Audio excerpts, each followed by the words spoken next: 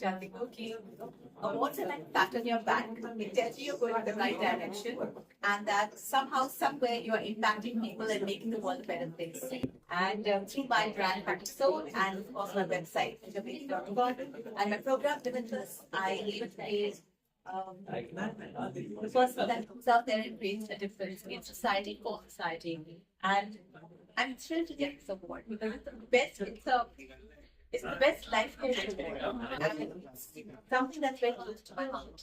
I've been doing a lot of wellness awards, thinking of my work wellness, but the best life coach, I love it. Thank you so much.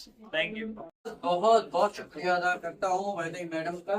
इन्होंने 18वां news maker achievement award के लिए मुझे याद किया। ये तो 18वां है, लेकिन जब 50वां भी होगा तब उसी में आऊंगा। और ये इतने दिग्गज लोगों के बीच में मुझे भी इन्होंने लायक समझा, इसलिए मैं इस अवार्ड के लिए बहुत बहुत बहुत थैंक यू। वैदेही जी के लिए क्या कहना चाहेंगे जो उन्होंने सिलेक्शन कर दी उसके बारे में? वैदिक जी तो इतना अच्छा काम कर रही है। उन्होंने पहले ही बताया कि लोग खरीदते हैं अवार्ड, लेकिन यहाँ पर सच्चाई है, यहाँ ईमानदारी है। तो उनसे यही कहूंगा कि अगर आपको कोई परेशान करता है, आपके रास्ते में अगर कोई गड्ढे करता है, तो आप बिल्कुल परेशान मत होइए, क्योंकि वही लोग हैं जो आपको छलांग लगाना चाहिए। मैडम को मैं बहुत बहुत शुभकामनाएं दूंगा और ये कहूँगा कि आप ऐसे काम करते रहिए और हमेशा आगे बढ़ते रहिए। आप जब जब याद करेंगे मैं आ जाऊँगा। वैदेही जी के लिए क्या कहेंगे इस अवार्ड के लिए? बस ये मंच पर सिद्धार्थी ने यही कहा कि अपने सामने काफी सारे अवार्ड्स मिले। कुछ अवार्ड्स ऐसे होते हैं जो पाकर आपको बहुत लोग महसूस होता है, तो उन्हीं में का ये अवार्ड है। और वैदेही जी की बातें सुनकर वाकई में बहुत ही अच्छा लगा। और आज अलग अलग क्षेत्र के जो महानुभावों को जो अवार्ड दिया जा रहा है, one of the most beloved faces of India to creating content that is both engaging and socially relevant. बहुत ही अच्छा, बढ़िया, बहुत ही निखालस व्यक्तित्व है वैदेही जी का। और बस भगवान से ही प्रार्थना करता हूँ कि ये जो व्यक्तित्व है इसी तरह बरकरार रहेंगे और इसी तरह वो निष्ठा से, ऑनेस्टी से अपना काम करते हैं। लोग क्या है, ऑफिसर्स हैं, अपना काम करते रहते हैं, प्रैक्टिस करते हैं, वो बन सकता है, बट मेरे लिए बहुत चीज है अच्छा काम करता हूँ। Orphan children, he has created a safe haven for those often neglected and marginalized by society. Together with his family, he has not only provided shelter but also ensured education, healthcare, and emotional support for these children. His work goes beyond charity. It restores dignity, builds confidence, and offers a future. Social awareness, empowerment इत्यादि के जो भाव रहे हैं वो बस बता चुकी हूँ। Thank you very much speakers. Thank you जी। ये 2 कमर्शियल अवार्ड आज जो अवार्ड मिला है वो मैं नहीं कहूँगा कि मुझे एक्टर के तौर पर मिला है। मैं एक्टिंग थिएटर में बहुत कम करता हूँ, लेकिन मैं थिएटर लिखता बहुत हूँ और डायरेक्ट बहुत करता हूँ। मैं इस वक्त पहले मैंने राष्ट्रीय नाटक में स्नातक होकर निकला, उससे पहले जरूर नाटक करेंगे। मुझे आज नाटक के लिए याद किया वॉइस बहुत फंक्शन मुझे बहुत खुशी हुई। वैदेही जी को मैं बिल्कुल नहीं जानता और ना उनका अखबार मैंने ज्यादा पढ़ा है। के अखबार मेरी आदत नहीं रही है सुबह के अखबार में अखबारों का समय नहीं और किसी को पढ़नी होती। जिस अखबार को मैं जानता नहीं था, जिस अखबार वाले मुझे नहीं जानते, आजकल अखबारों में बहुत कोई बड़ी घटना हो जाए, किसी बड़े बड़े रैंक की हम समीक्षाएं नहीं छपी, नाटकों सूचनाएं नहीं छपती।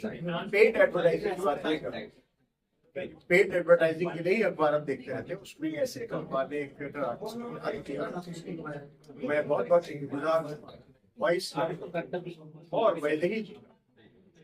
उन्होंने इस पुरस्कार को दिया। और आज जिस तरह का हमने यहाँ पे चॉइस देखी उनके अवार्ड फंक्शन में, हर तरह के लोगों को उन्होंने बुला के यहाँ पे सम्मानित किया।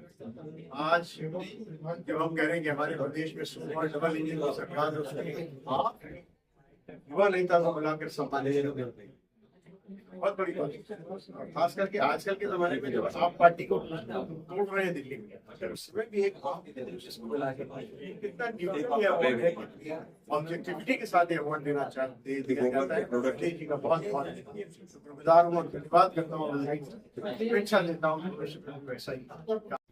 हम लोग भी अपनी भूमिका रखते हैं, लोग आते हैं आशीर्वाद जाते हैं, शायद हमने यही कमाया। चलते गए कारवा बनते गया, लोग जुड़ते गए, यही हमारी जर्नी रही। इस तरह से चयन कैसे होता है? क्या दूसरा नहीं आपसे करना है कि चयन कैसे होता है? अभी आज अवार्ड इवेंट खत्म हो गया, कल से हम लोग दूसरे अवार्ड की तैयारी करेंगे। तो हमारी जर्नी में बहुत से लोग आते हैं जिन्हें हम बहुत गौर से देखते हैं कि वो कुछ एक्सेप्शनल काम कर रहे हैं, और उसके आधार पर हम उनका चयन करते हैं।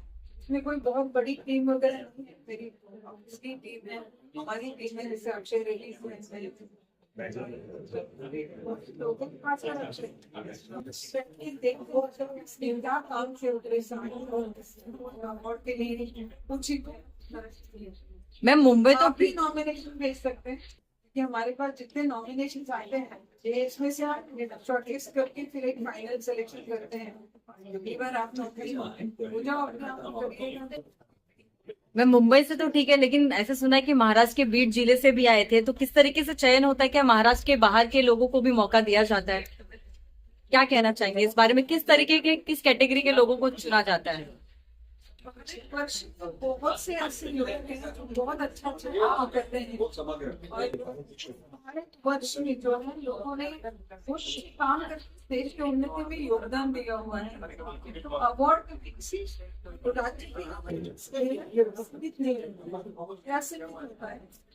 भारत देश के लिए जो भी योगदान मिलता है, तो बाहर बैठ के भारत के लिए योगदान देते हैं, उन्हें भी हमने अवार्ड दिया। और आज में हमारा यही प्रयास रहेगा क्योंकि इस देश के उन्नति के लिए, समाज के जतन के लिए, संस्कृति मैम जर्नलिज्म एक ऐसा फील्ड है जो सच्चाई को सामने लाती है, लेकिन आज की जो डेफिनेशन है जर्नलिज्म की वो टोटली डिफरेंट हो गई, उसका इमेज ही बदल गया। इस बारे में आप क्या कहना चाहेंगे? प्लीज। अरे साइलेंस हो जाओ, भाई और बहनों, फाइट हो रही है।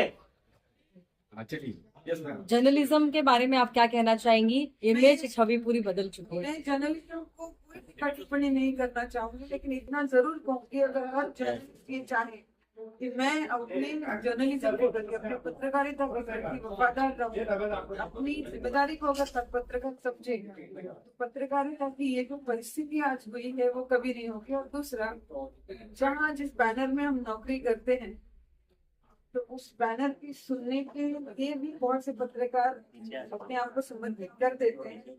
उनको चयन करना है कि अपनी आवाज को कैसे मुक्त रखा जाए या किसी और। मैम जैसे सर ने अभी कहा था कि ऐसे लोगों की पॉलिटिक्स में बहुत जरूरत है, क्या फ्यूचर में आप पॉलिटिक्स में जाने का कोई इरादा है आप? नहीं, मैं पॉलिटिशियंस को करेक्ट करने में बिलीव करती हूँ कि सभी पॉलिटिक्स में जाएंगे तो उनको करेक्ट कौन करेगा। तो एक पत्रकार का धर्म है कि अपोजिशन पार्टी की तरह रूलिंग पार्टी के पीछे लगे, कंस्ट्रक्टिव क्रिटिसिज्म करे, उनको करेक्ट करे। देश में जो कुछ भी बदलाव लाने पत्रकार ही बहुत अच्छे से ला सकता है, बाकी कोई नहीं ला सकता। Thank you so much.